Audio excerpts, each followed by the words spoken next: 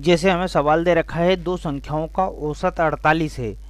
यदि छोटी संख्या में 3 जोड़ दिया जाए तो उनका अनुपात 11:20 हो जाता है। बड़ी संख्या ज्ञात कीजिए दशमलव के 2 स्थानों तक। मतलब जो उत्तर दे रखे हैं वो दशमलव के 2 स्थानों तक दे रखे हैं, इसलिए हमें लिखा है कि दशमलव के 2 स्थानों तक इसको ज्ञात कीजिए। हमें सवाल में दे रखा है दो संख्याओं का औसत कितना है, 48 है।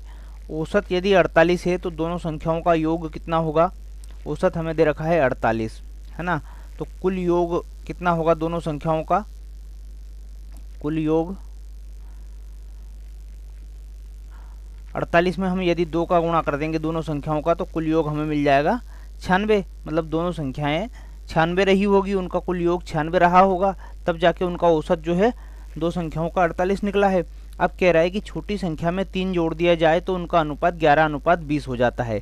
यदि छोटी संख्या में वो 3 जोड़ रहा है तो अनुपात क्या मिल रहा है उसको, 11:20 का मिल रहा है। तो छोटी संख्या में 3 जोड़ रहा है मतलब औसत में भी 3 योग होगा। किसी भी नंबर में यदि वो कोई संख्या जोड़ रहा है घटा रहा है तो औसत में भी उसका प्रभाव पड़ेगा। तो यहाँ पर औसत में भी हम 3 जोड़ देंगे, ये कितना हो जाएगा हमारा 99, है ना। मतलब नया औसत क्या मिल गया हमें 99। और कह रहा है कि अनुपात 11:20 हो जाता है। अब योग हमारे पास 99 है और अनुपात हमारा है 11:20। तो हम इससे बड़ी संख्या आसानी से निकाल सकते हैं। कैसे, जैसे कुल योग में हम कुल अनुपात का भाग दे देंगे।